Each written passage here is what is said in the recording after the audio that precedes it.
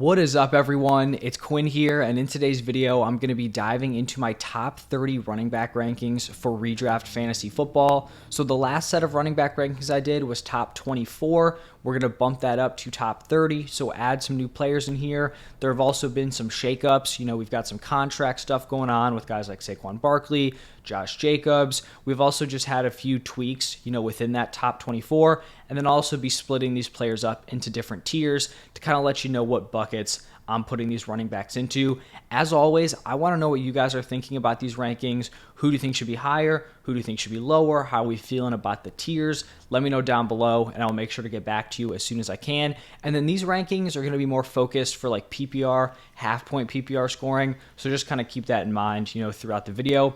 But let's jump right into it. We're going to start off with tier 1, and I'm just going to list out all the players at the beginning of the tier and then kind of dive into it. So tier 1, we've got Christian McCaffrey, Bijan Robinson, and Austin Eckler. For me, these guys are pretty much locked in as like my top 3 running backs. I do think there's kind of room for variance outside of this tier, but my tier 1 is pretty set in terms of the guys in it. I think you could have an argument for Bijan versus Austin Eckler, and I'll get into that in a little bit. But right now, I feel like these are the 3 guys that are going to be in my tier 1 heading into week 1 of the NFL season. I start off with Christian McCaffrey. We know of all the active players in the NFL, he's going to have the highest ceiling of any running back for fantasy. This is the guy who's averaged 29.3 points per game over a full season. I think really the only main concern here for Christian McCaffrey is the splits that we had with Elijah Mitchell in the lineup. So with Mitchell in the lineup, Christian McCaffrey averaged 15.3 PPR points per game compared to 28.2 without. So that's definitely like a pretty extreme difference here. And I do think there may be some frustrating moments throughout the season where it's like the 49ers are up big in a game, McCaffrey's workload kind of gets capped, they want to preserve him throughout the season, or we'll get like an Elijah Mitchell goal line carry here or there, which I understand it's going to be frustrating. You want McCaffrey to have all the touchdown upside, you want him to have this massive workload. But just looking back at it, like I'm not someone who's going to sour on Christian McCaffrey because of a 4-game sample size playing with Elijah Mitchell. Plus, on the other end, like the games where Elijah Mitchell wasn't playing, 28.2 points per game. There's no other running back in the league who's going to do that. So I'm still all on board with Christian McCaffrey as my number 1 running back. I understand there's like this one kind of concern, but I still think he's going to be my top dog moving forward.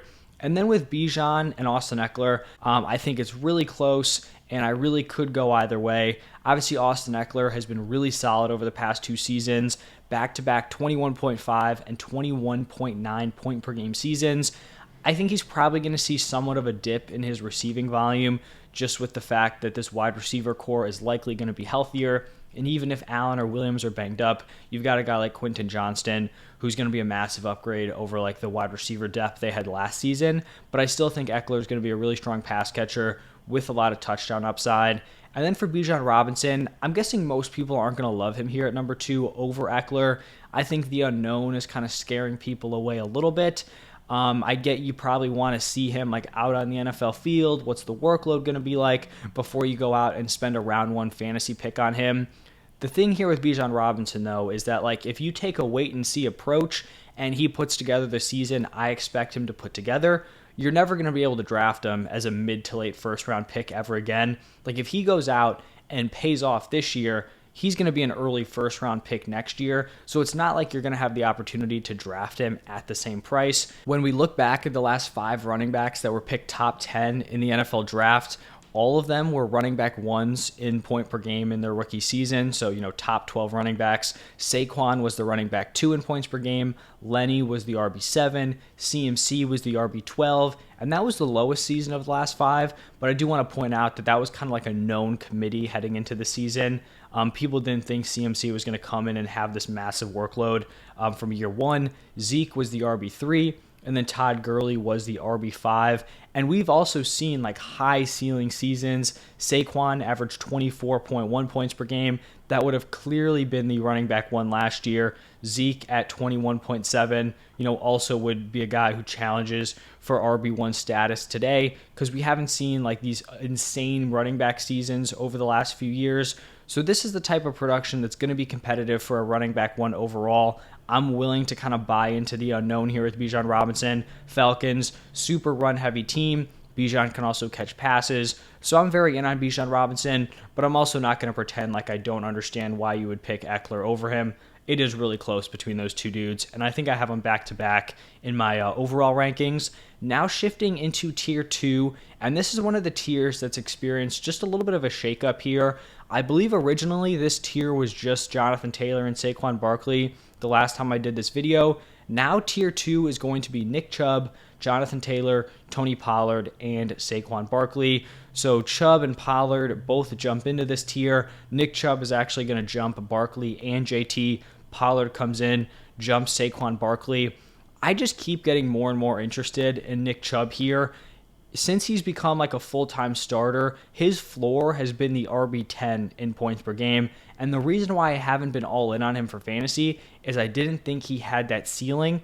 I feel like now in 2023, Chubb has the opportunity to increase his workload both on the ground and in the air. That potential upside kind of frees me up to leap Nick Chubb over a guy like Jonathan Taylor, who I feel like is a similar archetype of running back. And then we have Saquon with his contract issues, so I'm also just kind of willing to jump Chubb over Saquon Barkley. Then we have Jonathan Taylor, and I still really like JT as a bounce back guy. Like, me moving Chubb over him is not an indictment on Jonathan Taylor. I think he's going to handle an ultra efficient workload on the ground, especially if Richardson is the quarterback. But I think the more, I kind of look into it, I'm not going to tank JT's value if Richardson is the quarterback, but I think his receiving work is probably going to be capped. And I think maybe the touchdowns take a little bit of a hit because you're going to have Richardson involved at the goal line. So that doesn't mean that I'm fading off of him, but it just kind of allows me to put Nick Chubb over him because I just think those are issues that Nick Chubb may not have to deal with. And then moving over to Tony Pollard, I will continue to be super high on Tony Pollard pretty much as long as the Cowboys running back room stays the way it is right now. This dude finished as the running back 9 in points per game last year with a 48% opportunity share. He was getting less than half of the backfield opportunities for the Cowboys and was a top 10 fantasy running back. Now he's standing by himself on the top of this depth chart. The current running back 2 is Malik Davis, who was an undrafted free agent last season who had 38 total carries on the year. I think Pollard has the opportunity to put together a monster season, and even if they bring in a running back like Zeke again or someone like that, I still think I'll be very in on Tony Pollard. Maybe he drops into Tier 3, but I really do just believe he's going to be the guy this year. And then the final player in this tier, Saquon Barkley. I don't really know, what quite to make of this contract situation. There's obviously some level of risk that he holds out, like Le'Veon Bell style, but I just don't really think that's super unlikely. Just looking at it logically, right? He wants to get this big contract. The problem is teams probably aren't going to pay him this big money at the running back position. It's just the way it is. So now you're losing an entire year where you could be making money. I just don't know if that would be the smartest decision. I'm actually more concerned for later on in the season. Maybe something happens with the Giants. They're not looking great to miss the playoffs. And then Saquon's kind of end of the year. Why am I going to be giving you max effort in the fantasy playoffs week 16, week 17? If I'm not even going to be here next season or you're not going to pay me? I think that's honestly more of the concern I have than them kind of missing time early on in the season. But let me know what you guys think. This is still kind of fresh news. So how are you guys feeling about these holdouts? Do you think they miss any games? Do you think they're going to miss early on in the season? You think they're going to miss later in the season? Let me know down below because I am kind of interested in hearing everyone's thoughts on that.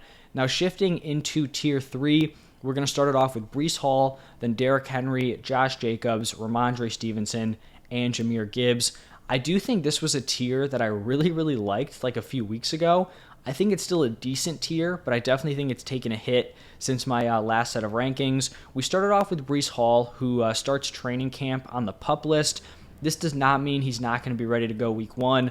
I think Saleh came out and pretty much said they want to do right by him. They want to be conservative, but they're still optimistic he'll be back in week 1.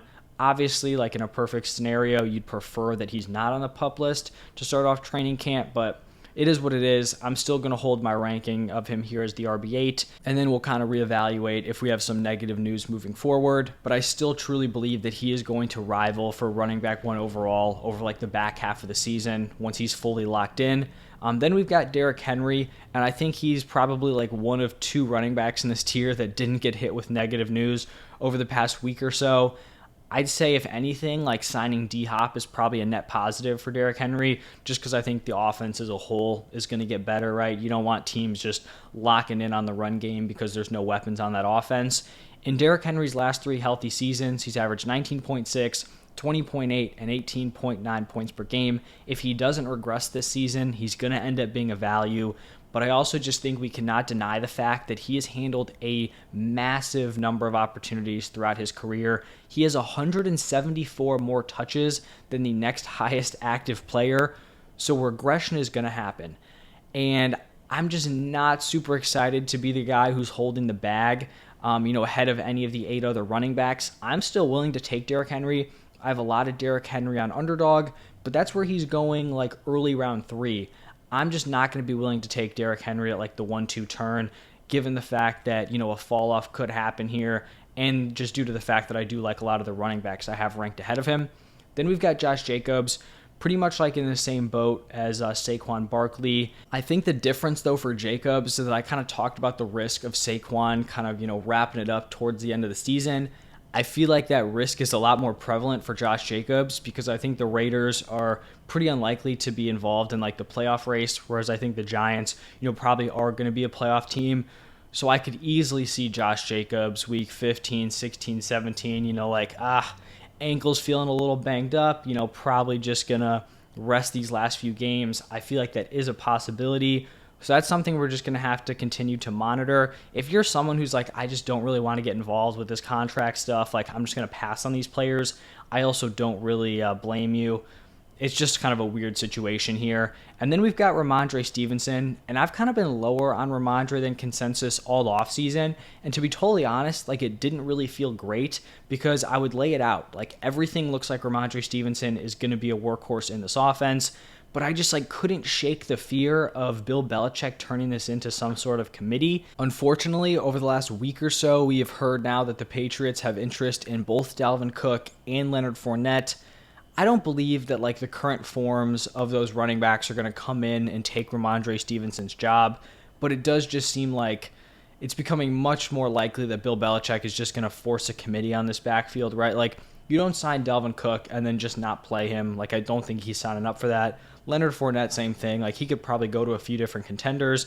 He's going to want to play, and I just think it definitely takes a hit to Ramondre's value now that there's a built-in running back who's just going to become a nuisance to Ramondre Stevenson throughout the season.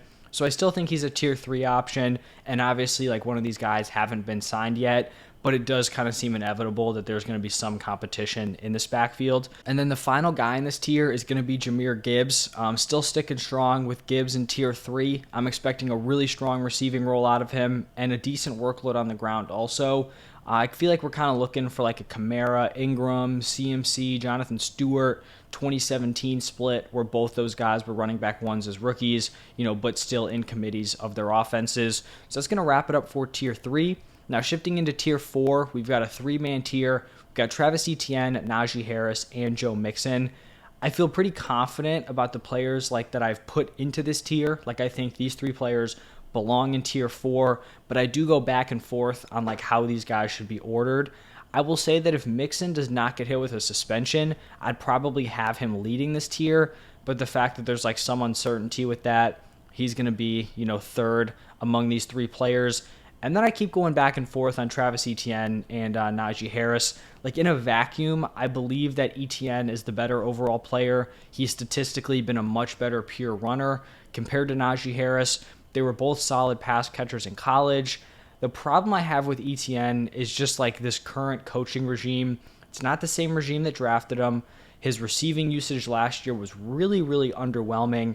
And this is the current coaching staff and front office that has just brought in Tank Bigsby, so they're probably pretty high on Tank Bigsby. We saw Najee have a huge workload his rookie season, and he's still going to be attached to the coaches that brought him in, but he also just hasn't proven to be as good of a player as Travis Etienne has.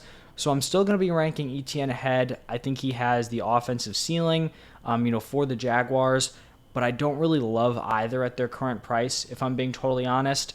I've seen these guys go pretty consistently, early, mid, maybe late round 3.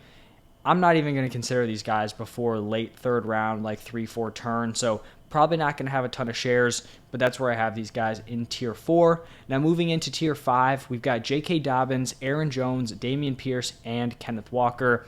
I absolutely love J.K. Dobbins this season. He's already proven himself to be a fantastic pure runner. He's 2 years removed now from his ACL tear, and I think he has the opportunity to add some receiving work with new offensive coordinator Todd Monken coming in. We have Aaron Jones, who has averaged 14.3 or more points per game since 2018. He has a big quarterback downgrade from Aaron Rodgers to Jordan Love, but I still think he's someone who should be viewed as like a mid-tier RB2. Then we have Dameon Pierce, and I'm honestly surprised that Pierce isn't getting more love this offseason. He seemed to be like a total fantasy darling throughout his rookie year.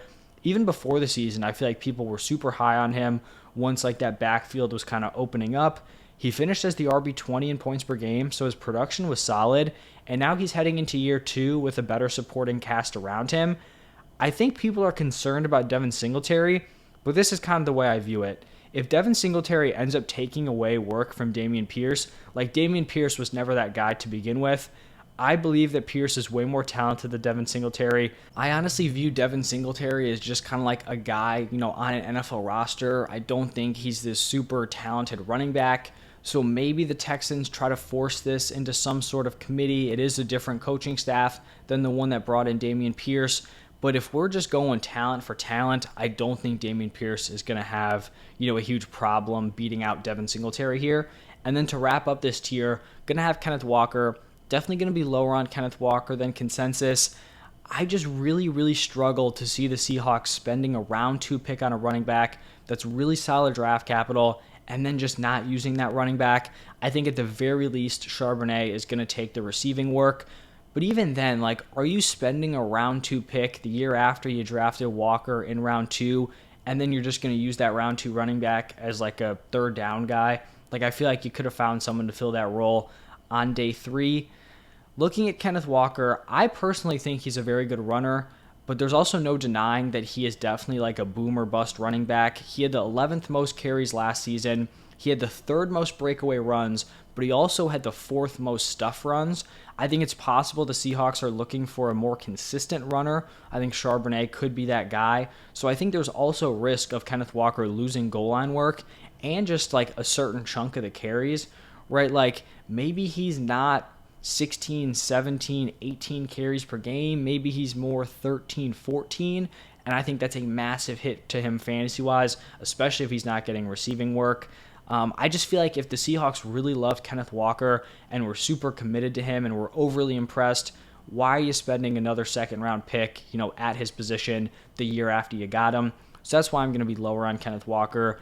Now shifting into a very, very large tier 6, we're going to go James Conner, Alexander Mattison, Cam Akers, Rachaad White, Miles Sanders, David Montgomery, Javonte Williams, and DeAndre Swift. This is pretty much like the tier of running backs with hypothetical upside and kind of ambiguous situations. We're not exactly sure what their roles are going to look like. The main change I made in this kind of tier since the last set of rankings was significantly dropping Miles Sanders. I think he might have been leading this tier early on, and I feel like I kind of had him up there because I was already lower on him than consensus, and I didn't want to just tank his ranking compared to where he was being drafted, in fantasy drafts. I just don't really get why the overall fantasy community is so high on him. I get he's kind of being pushed as he's going to be this 3-down workhorse, but could we not make the same argument for pretty much any of these other running backs? James Conner was a 3-down workhorse towards the end of last season. Madison could step into that Dalvin Cook role. Cam Akers, what else is going on at the running back position with the Rams? Rachaad White, same argument could be made there. I feel like we could make that just 3-down workhorse argument for a lot of these guys. But then when we really break it down for Miles Sanders here, the most carries per game he's averaged in a season is 15. If he averaged 15, I'd be very solid with that. He's also just coming off of a horrific receiving season where I feel like people view Miles Sanders as this great pass catching back. The dude averaged 0.37 yards per route run. That is unbelievably bad. And you can make the argument Eagles don't pass to their pass catchers, they don't pass to their running backs. Kenneth Gainwell, the other pass catching running back in that backfield, was at 1.17 yards per route run. So a massive difference between those two guys. I'd rather go after a guy like James Conner, who has been a proven workhorse over the past 2 seasons on the same offense in the same situation. We've got Alexander Madison, who has that same like 3-down workload kind of claim, but is on a better offense and in theory is stepping in for Dalvin Cook, who had that workload. Cam Akers, we saw him used in a big role down the stretch last season and found a lot of success. Rachaad White also has a wide open backfield, and I think personally is just more equipped to handle that 3-down workload, especially the fact that I just think he's a better pass catcher straight up. So this is not me trying to dump on Miles Sanders here, but this is a guy who's going within a round of Aaron Jones, Kenneth Walker, J.K. Dobbins on Underdog Fantasy Football, and the dude is going ahead of Dameon Pierce, and I just don't quite get it. Like, if you guys have the argument for Miles Sanders, let me know. I just don't really think I understand why he's so firmly ahead of these other guys who I think we could make that same claim that they could be third down backs. But I think these guys have actually kind of showcased it on their offenses, at least at some point. So, let me know why the Miles Sanders hype is so crazy this season.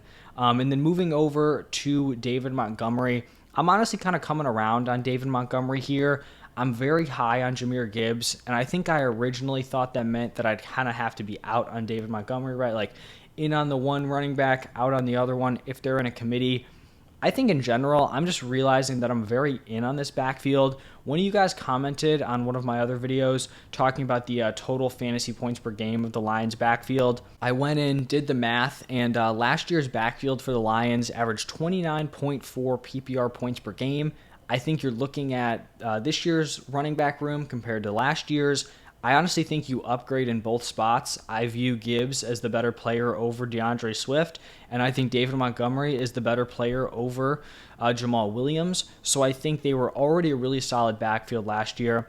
I think you upgrade in both spots. I think in general, their offense as a whole is just going to be better. And I do think we're in a spot here where both the running backs can pay off at their price.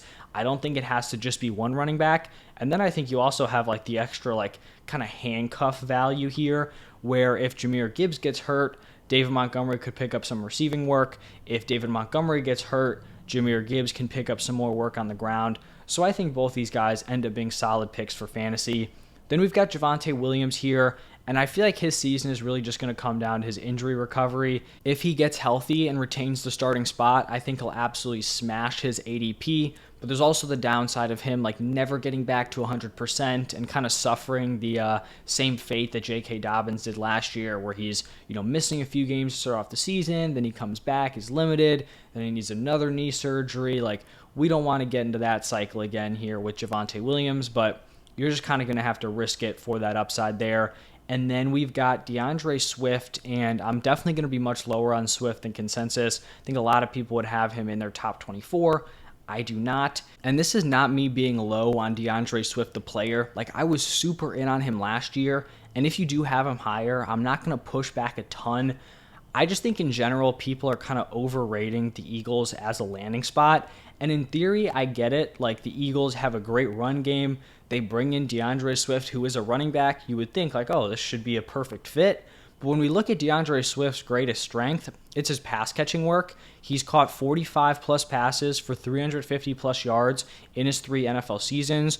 So that's really where he kind of gives you the upside at the running back position. And I think an argument could actually be made that even though he's been super consistent as a pass catcher, he's actually probably like been underutilized with the Lions. It just seemed like they never really got on board with him to be their guy at the running back position. The problem is that he's going to an offense that just straight up does not pass to their running backs. The Eagles had the fewest pass attempts to running backs last season at only 61. To put that into perspective, that 61 number, DeAndre Swift missed 3 games last season and was targeted 70 times. So in 14 games, DeAndre Swift was targeted more than every single Eagles running back over their 17 games last season. And it's not like the Eagles just had, a running back room full of dudes who couldn't catch. The Eagles had Kenneth Gainwell, who caught 51 passes for 610 yards in his final season in college. So Kenneth Gainwell is a very, very strong college pass catcher. they didn't really shake up their offense to kind of accommodate him. So I'm not expecting them to do anything different with DeAndre Swift. Like, I don't think they're going to override their offense to get Swift more involved as a pass catcher. Maybe they scheme up some screens for him, but in general, I just don't think the Eagles' offense lines up with DeAndre Swift's strengths. And then he's going to have to be competing with guys like Rashad Penny and Kenneth Gainwell on the ground. And I just think a healthy Rashad Penny is going to be the clear top candidate, to take over on the ground. And I also do just believe the Eagles really like Kenneth Gainwell. So overall, I just don't think Swift is really guaranteed anything on this offense. And I just don't know how this landing spot is going to shake out. And I'm not a huge fan of it. Now shifting into the final tier, tier 7, we're going to go with Alvin Kamara, James Cook, and Isaiah Pacheco. I think Kamara will jump up at least one tier if he doesn't get hit with a suspension, but potentially missing a significant chunk of the season is definitely going to have to kind of lower his ranking here. I still do think he's undervalued, where he's currently being picked. Then we look at James Cook, who's kind of in a unique spot because he really hasn't proven much in the NFL, but I also feel like he's a part of a wide open backfield on one of the best offenses in the NFL, which can definitely be valuable. And then to wrap up this tier, I went with Isaiah Pacheco. I'm definitely going to be lower on Pacheco than consensus. I kind of feel like where he's being drafted right now, it's like he's guaranteed the bulk of the carries for the Chiefs. And I think people are forgetting that a big part of Pacheco firmly taking over last year was the fact that CEH suffered a high ankle sprain. Now, the tide was definitely starting to turn in week 10 where Pacheco took on a bigger workload and CEH was pretty much non-existent. But I do think CEH going down with that injury just kind of cemented it for Pacheco throughout the rest of the season. And I'm not saying that CEH is going to come in here and handle a massive workload for the Chiefs, but I also wouldn't be surprised if this is just some sort of gross committee here. Plus, I think even best case scenario, Pacheco is an early down grinder on a pass-heavy offense who's not going to be involved as a pass catcher. And then at that point, you're banking on double-digit touchdowns, which I don't love. Especially we saw last year, Jerick McKinnon was the guy who racked up a ton of the touchdowns. It wasn't Isaiah Pacheco. I just think there's a lot of different routes for this to, kind of not pay off. And I feel the one way he pays off at his ADP is he just goes berserk in the touchdown department. It's just not really something I want to bet on here. And then I did just want to give one honorable mention to Zach Charbonnet. I honestly would consider ranking Charbonnet over Isaiah Pacheco, but I do have Pacheco in there right now. So that's going to wrap it up for my top 30 running backs. I want to know what you guys think. Who's too high? Who's too low? How we feeling about the tiers? As always, thank you all for stopping by. Stay tuned for my top 30 wide receivers tomorrow, and then I'll have quarterbacks, tight ends, overall rankings after that. But thank you again, and I will see you all in the next one.